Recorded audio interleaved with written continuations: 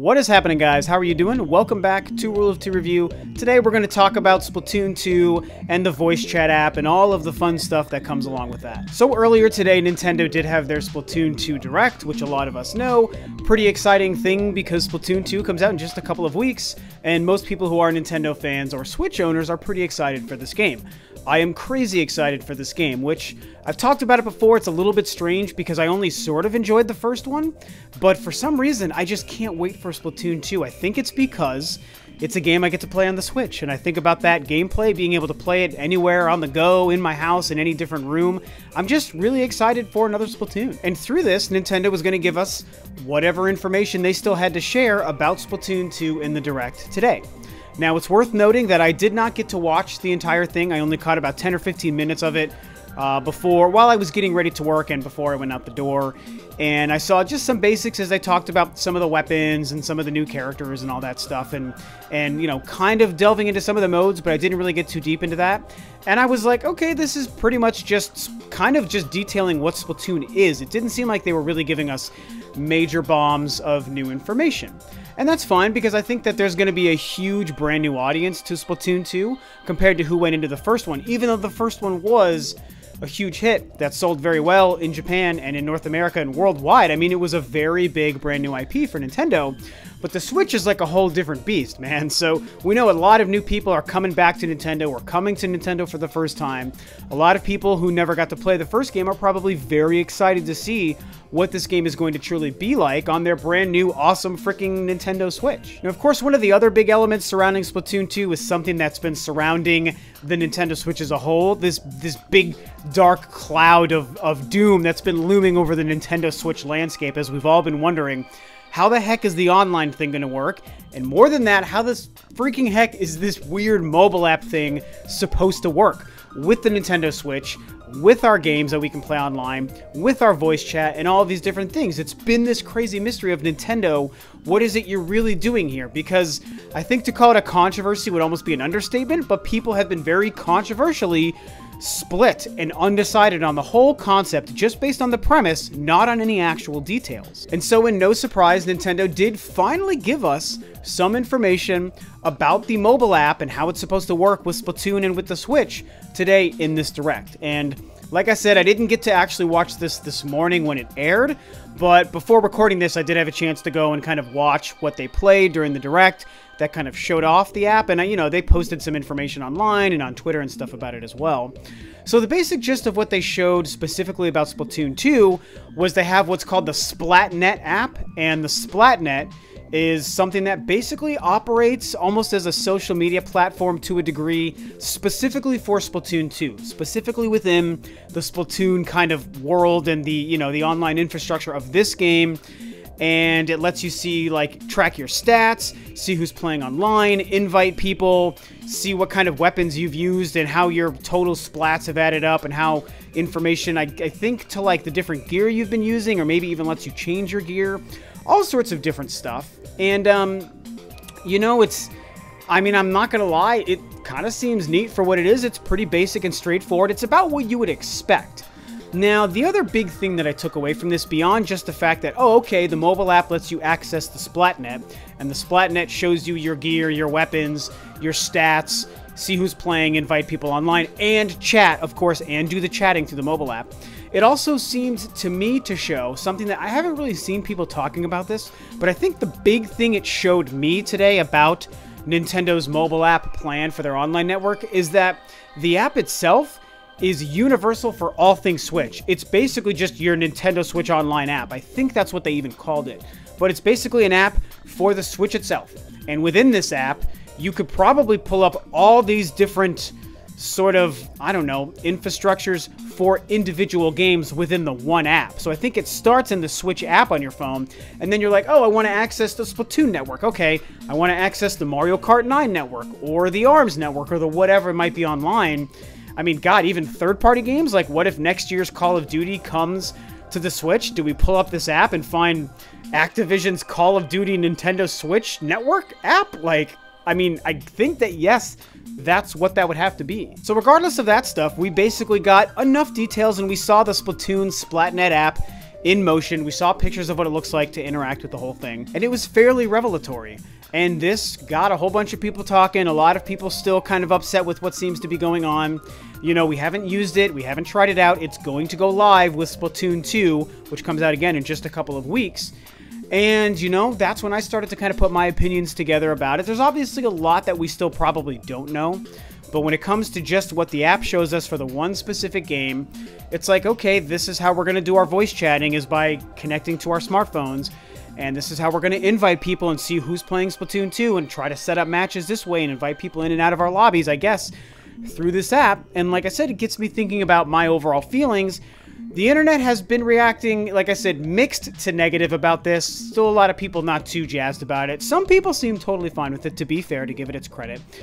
My ultimate feeling on this, you guys, which is really just what I wanted to share in this video before I end the video, is, you know, I don't, love this. I don't think it's the best, smartest way to go about things, because I feel like it's probably something that the Nintendo Switch itself should do. But honestly, I don't really care. Now, I know that might sound kind of crazy, but it's honestly just as simple as that. I don't necessarily agree with this decision, but I don't hate it either. And I think that's where I'm going to have to lie. It's not necessarily a gray area. It's kind of an indifferent area. And, you know, my opinion is unique to a degree, I would think. You know, full disclosure, I don't really care much for voice chatting. I don't really care about inviting people to my game lobbies and whatnot. I mean, I'm going to do that.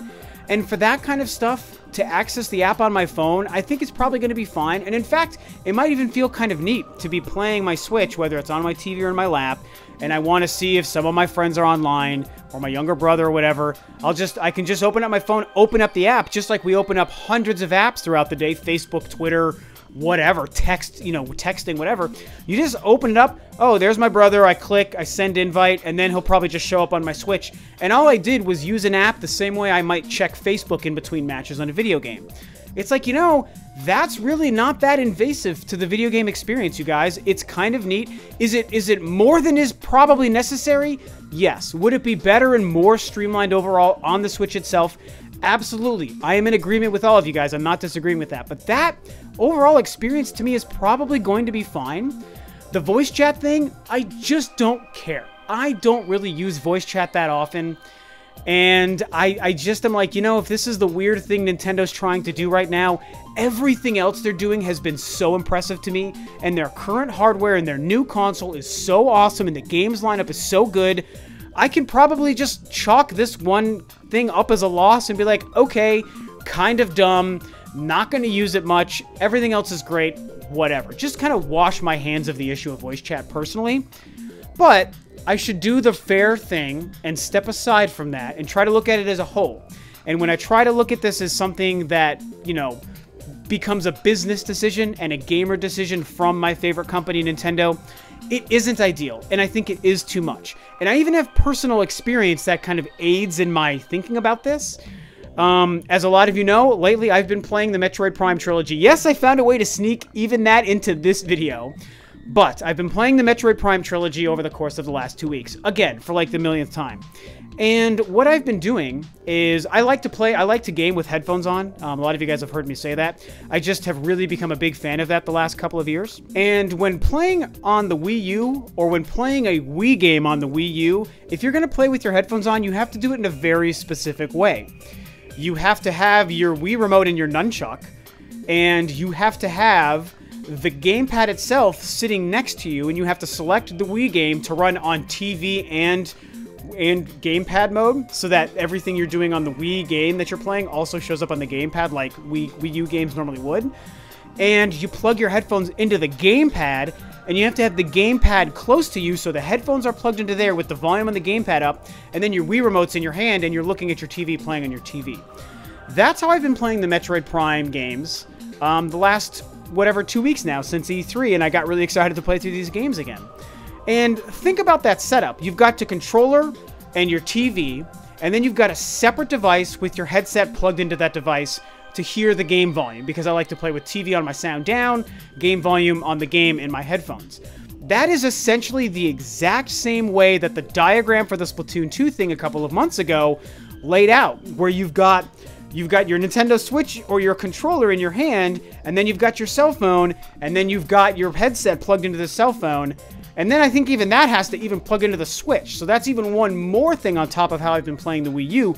You've got all these cords, and I gotta tell you, when I'm playing my Metroid Prime Wii game with that setup, and again, that's minus one cable that the Switch version will require, it's a colossal pain in the butt. Sometimes I want to get up and do something and keep my headphones in, and normally when I'm playing on just my Wii U gamepad or my PS4 or my Xbox One, I can just stand up and I can go grab a drink, or I can go to my computer, or I can go see what my girlfriend wants me to whatever look at, I mean, whatever, and I just got my controller and my headphones, and I'm just getting up and I'm walking around, and it's one complete Rob is Rob unit. Rob has his game, his controller, his headphones, his voice chat, everything just on his person at all times. But when I've got all these extra cords in a separate device my headset's plugged into, if I need to go get a new drink, if I need to go to the bathroom, if I need to move to my computer, like I said, all of these things, it becomes a pain in the butt. And there are so many times where I forget my headphones are plugged into a separate device sitting next to me on my couch, that freaking couch right behind me where I do all my gaming, and I'll yank it out of the gamepad, or I'll pull the gamepad onto the floor, or it'll pull them off my head, and it's really uncomfortable and awkward, all because I can't have everything in one succinct device, or gamepad, or Wii remote, or Nintendo Switch controller, or whatever. It's just, and it's not like world ending, it's especially because this is different technology. It's now a last gen system, but it's like a more cumbersome way to go about things than I think is ideal. And when I think about Nintendo's current console and current hardware and controllers and setup asking me to do the same thing, only with one more cable, it's like, why? It's really just a cumbersome mess, like I've said many times and other people have pointed out. And I mean, God, heaven forbid you forget what you're plugged into and you get up and walk away like I've done, and you pull your cell phone and your Nintendo Switch right off the cable, or right off the counter, right off the couch, right off whatever, onto the floor. I mean, I at least game on carpet, but some people, might game in a living room or a basement with hardwood floors. And you pull that stuff right off onto your floor, and it's going to just pull your headphones out of your ears, your Switch crashes on the floor, and you're just going to be like, God damn it, no, I can't believe I just did that. All because you've got all these other cables. So I know I kind of went into a long little diatribe about the gamepad and playing Wii games, but it obviously, I think, makes sense and relates to what Nintendo might be asking us to do with the cell phone app. And it brings me back to my point that even though I'm not too worried about it because I don't think I'll use voice chat very often, it's a problem. Like, yeah, it's already cumbersome for me when I play a Wii game and I give it a pass because it's a Wii game. But I think about it in current modern day 2017, 2018 gaming on a brand new console, and it's like, it just doesn't compare to what the other competitors are doing. It's just not ideal, and I think it's going to turn people off. And so I think about it from that business decision, and it's like, Nintendo, you might have created a weird barrier for yourself that isn't necessary and might make a large conglomerate of gamers out there kind of upset. And I think it's unfortunate. You don't want to make people upset with these kinds of things. Now, very last point of the video, I will say this. I'll add this one last thing of positivity. Removing the whole cable requirement setup and noting the fact that Nintendo, I think, has said something about the Splatoon diagram was only one of many options, so there might be ways to avoid that mess, and so we're going to have to wait and see. We don't have all the info yet. But I think it should be noted that there is the possibility for this to actually still turn out, however Nintendo finally delivers this thing to us, it might still turn out great. I mean, we don't have all the answers, like I've said, and I think it's smart for us to leave room for Nintendo, a company that a lot of us enjoy, to prove us wrong. Because they've done that many, many times in the past with all sorts of things. And I think that this may still be one of those things. I'm nervous and I'm apprehensive to believe it's going to prove us wrong, but the possibility remains. We don't have all of the info. We have a lot more after today, but not all of the info. We haven't had it in our lives and actually applied it to our gaming experiences to see how this whole thing is going to work out. Maybe it turns out to be super cool. Maybe it turns out to be great. Maybe it turns out to be literally the most amazing way to do this, and it changes the game and it sets a standard that all of the guys in the industry start doing going forward. And in 10 or 15 years, we might be able to look back on that one time Nintendo had that dumb cell phone app for their Nintendo Switch console that changed the game forever. that's a doubtful scenario. You know, all things considered, you guys, that's an extremely not likely scenario. But there is that little bit of possibility that that happens. Nintendo is a smart company. They're always trying new things. They don't always succeed, but more often than not, I think they do succeed. And let's just at least give them time and the opportunity for this to be one of those times where they miraculously knock it out of the park. So that's it. I'm going to end this here, you guys. Those are my feelings and my thoughts on what happened with the cell phone mobile app now that we've got some details from the Splatoon 2 Direct. Very interesting stuff. Super curious to hear what you guys have to say about it. Do you think this is total garbage and you hate it? Do you think it looks really awesome? Are you at least in the middle ground and kind of playing the wait and see game? Kind of like I think I ultimately am. You know, let me know what you think. It'll be really interesting to see where everyone stands on this whole debate. So I think that's going to be it. So thanks as always for tuning in, guys. This is Rob of Rule of Two Review, and I will catch you next time on another video.